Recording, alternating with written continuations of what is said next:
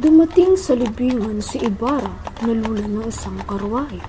Pumasok siya sa libingan kasunod ang kanyang matandang aliw.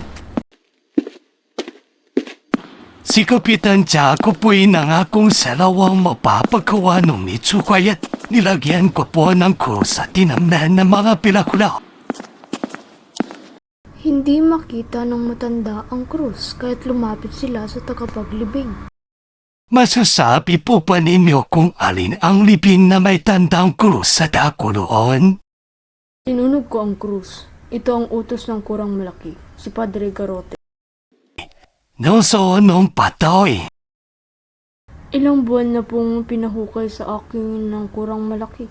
Ilipat ko raw po sa libingan ng mga Chino. Umuulan noon at totoong mabigat kaya biglang dinaklot ni Ibarra ang lalaki sa magkabilang bisig. At ikaw ay sumunod. Ginoo, huwag kayong magalit. Hindi ko inilibing ang patay sa libingan ng mga Chino.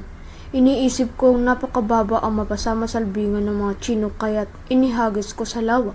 Umalis na parang baliw si Ibarra sa libingan. Lumakad siya kasunod ang matanda. Mabilis ang kanyang lakad na palabas ng bayan. Nakita niya si Padre Salvi na nakasombrero at may hawak na bastong may puluhang garing. Dinaluhong ni Ibarra ang pari at diniinan ng dalawang mabibigat na kamay ang balikat. Ano ang ginawa mo sa aking ama? Wala, hindi ako ang may sala. Ang gumawa nooy si Padre Damaso. Siyang pinalitan ko.